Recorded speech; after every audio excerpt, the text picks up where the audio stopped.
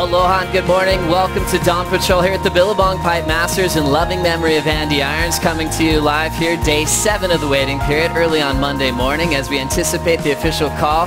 Round 3 has been on standby for a couple of days now, led off by that heat with Jordy Smith and Gabriel Medina. We'll see if they'll get underway. Coming up on the show, we'll learn how to become a hero with the GoPro Challenge and tell you what's at stake and look at some of the best entries of the winter. We're also going to talk about the danger zone, the serious side of surfing the bonsai pipeline, and then we'll also get Sebastian Zietz on the Dawn Patrol, the comedic Kauaian. Comedic Kauaian. Comedic Kauaian? Comedic Kauaian will be joining us on the set today. Thanks for being with us. Joe Turpel alongside former CT standout Ross Williams, big wave champ Pete Mell. Ross, yesterday was a lay day, but wow, you had a great surf with a lot of the boys from the Momentum generation. So much fun, Joey. Yeah, the sandbars are totally lit up right now. The sun was out all day. We had umbrellas, coolers. It was a really fun day. Pete Mell, did you jump in the water? I did. I just sat and watched, though. Just like the Momentum movies, I just watched. Never was part of it. So I sat on the beach and checked it out and enjoyed all the action that way. A little bit. Well, the contest within the contest, boys, is the GoPro Challenge, the final stop of the year, the Hawaii edition, where the women were also invited in. That started back in Maui for the Target Maui Pro. And also, all the guys on the CT are involved here coming into Hawaii. $10,000 on the line if it's in a free surf, $15,000 if you do it with the jersey on. And you can see all the different requirements, little different judging requirements when you compare it to a normal CT heat, Ross. Overall, beauty and lighting. That's the main thing, Pete, I think. Perspective. Overall. Degree of difficulty. Cinematography. It's not specific beauty and lighting, like the overall. Right. Just a nice halo of beauty. Keeps it wide open. Let's check out some entries that we got the other day. This one from Seabass actually was from before the contest waiting period started. Checking out a wave, going right, packing a beautiful tube ride. Seabass always a standout in the free surfs as well, and we're happy that he packed his GoPro with him on this one. What do you think, Pete? I like the texture, which is not part of the criteria, but look at the texture of this wave. You can see there's a bit of wind blowing, which gives it that little sparkly effect. Overall, beauty, and I like that. This is a good one. Plus, it's nice and long, and he makes it, and that's always a big one. But I'm missing the comedic Kauaian aspect. I would like to see the camera right here. Turn on Pete, itself. You know how to do it, right? You after you're done, you grab it, you turn the camera back at your head. So throw a selfie. Give the audience a little taste. That's right. Something different. Make yours stand out. If you want to check out all the entries, go to worldsurfleague.com/GoPro Challenge and tell us your vote. Who you think should win, the $10,000 or $15,000. Remember, Jamie O'Brien had a GoPro on deck during his heat the other day. Well, now it's time to get the official call to see if we'll get round 3 in the lineup. We'll say good morning to Rosie Hodge and our Deputy Commissioner, Renato Hickel. Yeah, thanks so much, boys. Well, Renato, it's another beautiful day today, but is there enough action in the water to see surfing get underway? Unfortunately not, Rosie. It's the third and last day of these small surf and light wind conditions, beautiful waves everywhere in the North Shore, but not enough to run the competition. So we'll call the competition today. The good news is tomorrow a west-northwest swell arrive, proper pipe swell. And if it's here first light in the morning, it should start 8 o'clock a.m. local time. If not, we wait, and maybe we're going to have a half day tomorrow. And you know, with all these lay days, have you bumped into any of the surfers? What's the energy like? This feels like, you know, there's so much nervous tension with this world title going down as well as requalification. Absolutely. Everybody's, you know, making the most of the conditions, surfing Rocky Point, backyards, even Sunset here off the wall, incredible surf. But I'm sure, you know, nerves are on the line, you know, like you said, not only for the title contenders, but the guy on a bubble to qualify. All right, Ronaldo, well, thank you for your time. And after the break, boys, we will be checking out the dangers of pipelines, so stay close, don't go anywhere. No break.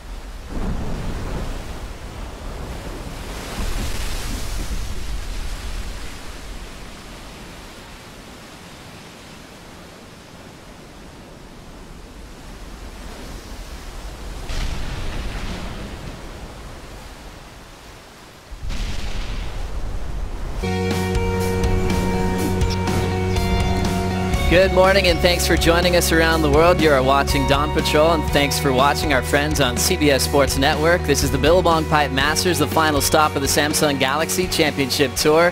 The contest has been called off for the day as we anticipate round 3 action to happen soon, and a lot of the world's best are already out there competing. The one thing guys like Mick, Adriano de Souza know, that this is one of the most dangerous waves in the whole world, and we caught up with the world's best to talk about this final stop.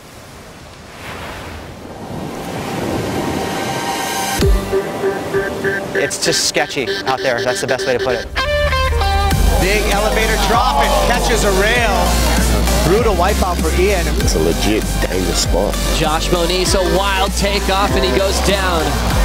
It is most likely the most dangerous wave in the world. This is going to be Gavin Gillette pulling in.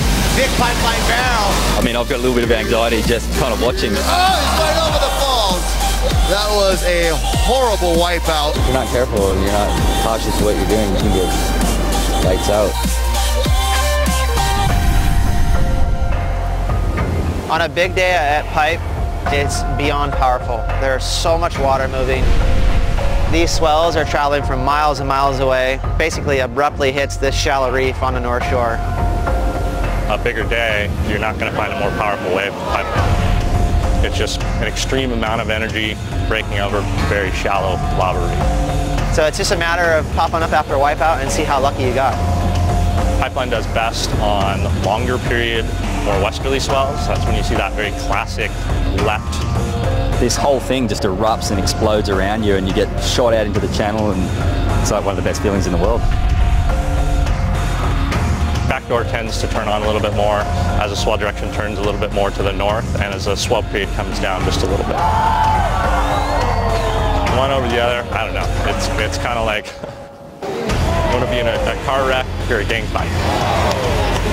The waves are so powerful. You don't have to get held down that long, but if you get that many waves in a row on the head, like, you start to get really gassed. Owen Wright, he suffered an injury yesterday, was hospitalised, and the diagnosis has come in. He's got a severe concussion, a minor bleed on the brain.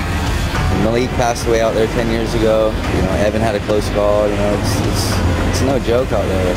It's a very, very dangerous spot. You know, not just the wave, but you know, the crowd even. There's many, many heavy locals out there that kind of own the lineup.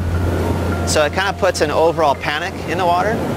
When you see the local guys snapping, it's usually because someone might have endangered somebody. It's better to get a slap than a 911 call, you know what I mean?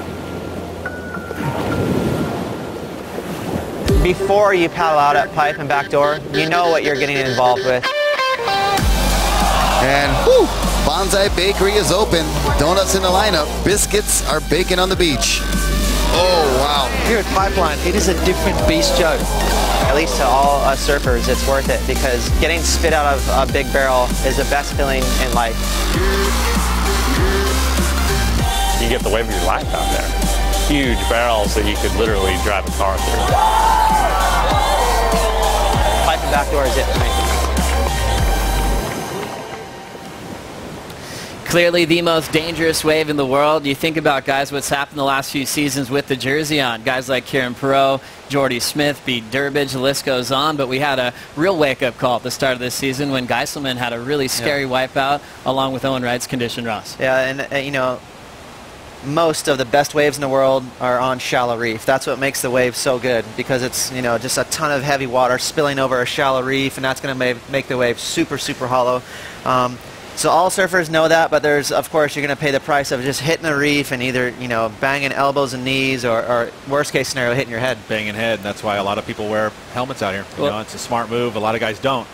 But ultimately, I mean, maybe in the future we'll see more of it. As we have Strider Wazalewski already in the water to give us a closer look at this shallow reef. Morning, Strider.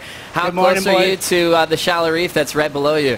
Yeah, well, we're right on the peak right now. At the main peak, you can actually see the lineups from the water. Those don't change. Out in the water right now, the boys, Russell Bierke, Gabriel Medina, De Souza, and Mick Fanning out here getting the warm-ups in. So I thought I was going to get a couple under the sneaky, but it's kind of tough out here on the peak right now. The battle's real. Well, Strider, we know we have a lot of events on shallow reefs like Chopu, like Crowd Lake. How different is Pipeline when you compare the reef to those venues? Well, the reef here is really, really flat on the outside, and then on the inside it's got these big coral heads that stick up, and then there's these caves. So, you know, you can actually end up inside of a cave out here. I've actually had that happen and had my back pressed up against it, and then you basically just get the flush, and then you hope to get flipped out with the power of the wave. But, you know, the way the wave comes in here, the best swell direction is the west-northwest swell, and as it comes across the reef, it opens up into these huge caverns. And what happens is there's a boil out here. There's a hole in the reef that actually signals the best place to be when you're on the wave. So if you're riding down the face of the wave and you're over that boil on a pipeline left, you're in the spot or just behind it.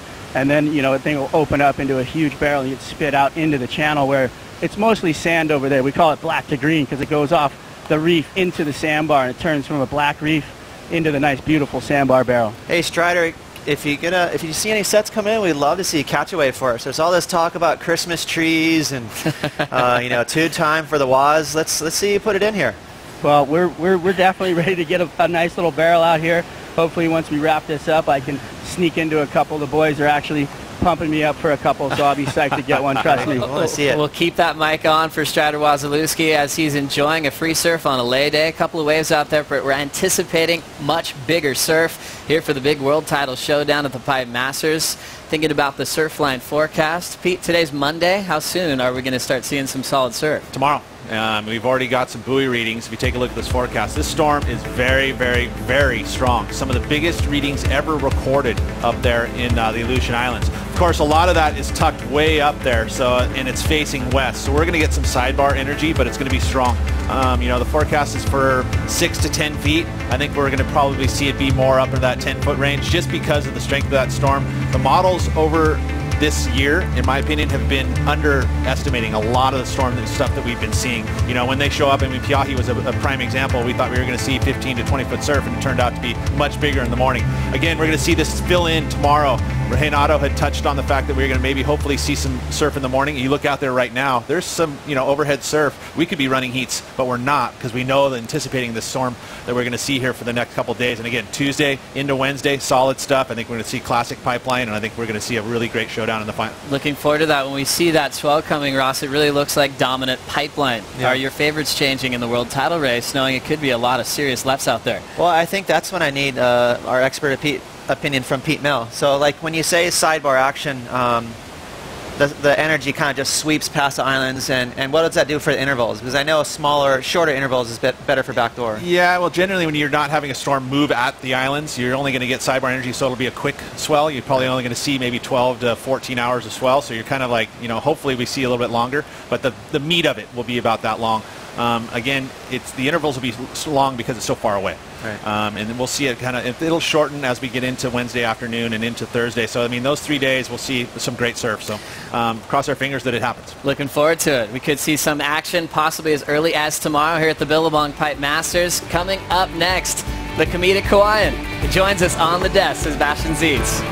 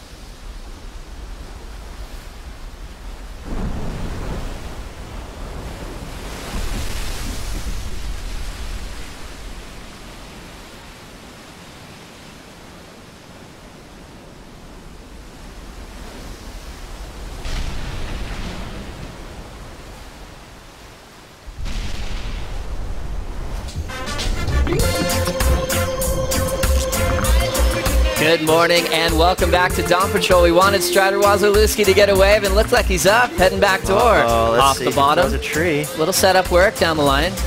Ross, was this the wave he was looking for? There's a kind of a little mini tree there. What do you think? We'll get going He there. could have stuck the pie in it. He didn't know He knows pie what sticking. scores out here. Well, as you guys can Of tell, the we have a pig dog very section. special guest on the desk with us. Sebastian Zietz, number 24 in the world, finishing your 3rd year on the championship tour. Thanks for joining us this morning. Right on. Thanks for having me. A lot of fun things to do on the lay days. How was ice skating yesterday? Ice skating was epic. Yeah, I just took my little nephew and my brother's family. We went ice skating and had a little session out here in the morning. The waves have been super fun, like glassy, dreamy conditions and pretty crazy weekend crowds, but glad it's Monday and it's uncrowded out there. That's right. Well, we think about our favorite moments in your career. We flash back to 2012, back when we were starting to think, wow, we're going to see a new guy on tour. It really started back at the Hawaiian Pro at Haleiwa. Going into that event, we didn't even have you on the radar in that top 10 picture to qualify. Is that memory still fresh in your mind? Yeah, definitely, you know, and I always think about that when I go back to Haleiwa, and I rarely even surfed it when I, you know, before I won that contest, and now that I've won it, it's one of my go-to favorite spots on the North Shore.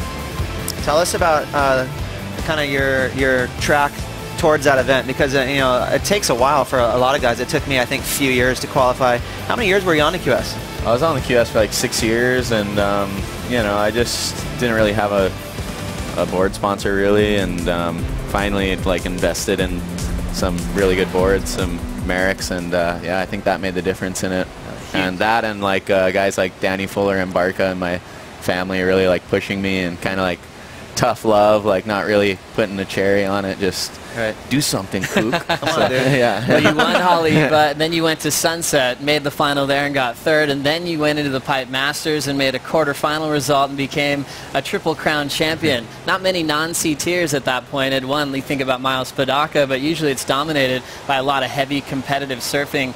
Thinking about that season, you even said you didn't back yourself at Sunset as one of the best guys. Were you just proving things to yourself that you had ability to be on the top 34? Yeah, after Haleiwa, I was kind of just more relaxed. You know, I pretty much had qualified already, and I think that really just, you know, was the turning point. I just was super relaxed when I was surfing, and you know, definitely Michel Perez was talking to me because he did the same thing, qualified at Haleiwa, and he was like, you know, I wish I would have took it more seriously and went for the Triple Crown, because he kind of, you know, qualified and then went on a bender, I think. But yeah, I just, you know, kind of really wanted to win that Triple Crown. I wanted to get into pipe and yeah, just get barreled at the end of it. We've got the list of past Triple Crown champs. It's a heavy list that you're a part of. Thinking about some of your heroes on this list, who are the first people that come to mind? Andy definitely was, you know, the guy, and pretty bummed that he wasn't around for that. I know he probably would have been stoked for me, but I think he definitely had something to do with it, you know, giving me a little bit of, you know, some voodoo up there. Hey, Sebas, tell us about your upbringing in Kauai, because I know you have a super cool original story of your upbringing, your family, where you lived on Kauai. And not many people might know about your, you know, your childhood. Yeah, I just I was born in Florida. I moved to Kauai when I was 4 months old, so my friends like to rouse me about that. Like, oh, freaking you flew here. I'm like, oh, 4 months old, bro, come on. But yeah, growing up there was just a dream, you know. I have 3 older brothers. They all surf. They rip super hard. And yeah, growing up, I just kind of looked up towards them, and they weren't sponsored or anything. So I think growing up, I didn't really want to be a pro surfer. I just wanted to be like them. I just wanted to rip and be an underground guy that just ripped super hard. So yeah, growing up, I kind of just was more in love with surfing, and see a lot of kids now and their parents are like pushing them really hard to, you know, get sponsored and all that stuff, when, you know, your kid should just be in love with surfing. That's really special. I love the story, and I love that that natural way of growing up in the water got you to the top stage, so we can celebrate your career.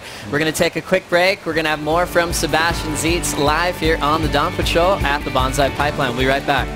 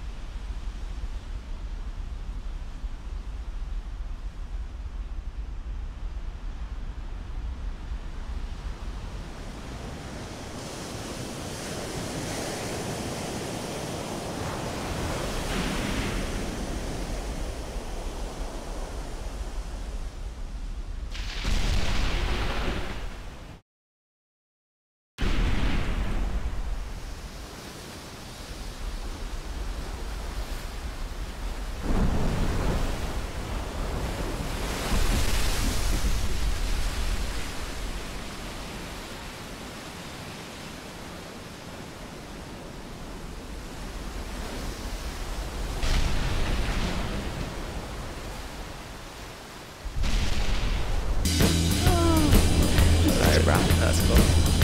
Aloha, good morning to Dawn Patrol. Seabass is having us laughing during the breaks as we're still diving into the amazing story from the talented Kauaian, number 24 in the world, heading into the final stop of the season.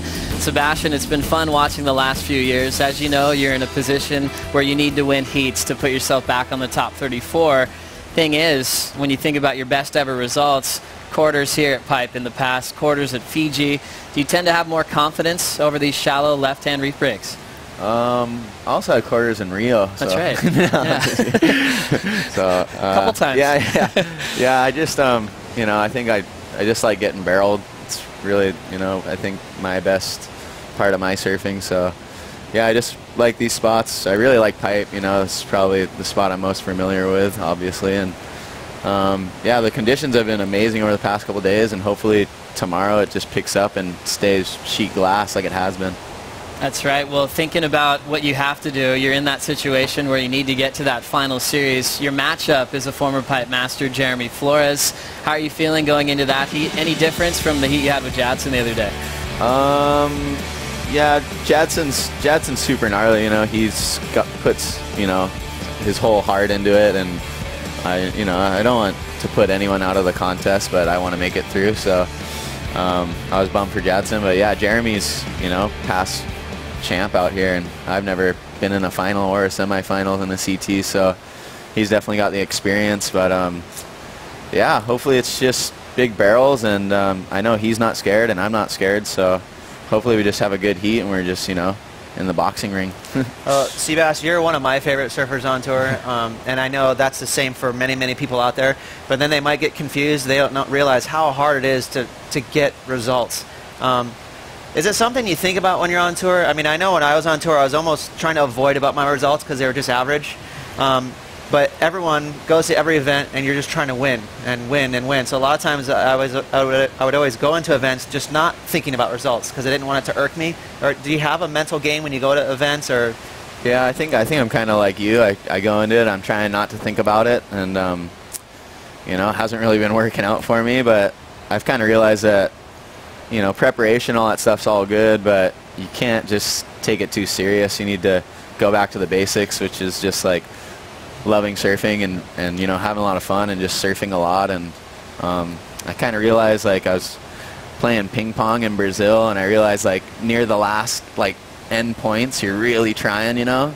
So maybe that's like something that, you know, I see a lot of the Brazilians, they have that drive, so maybe they're just thinking that, like, instead of coming down to Pipe every year and having to requalify, should go into every heat kind of thinking like, this is, you know, I'm requalifying right now, you know.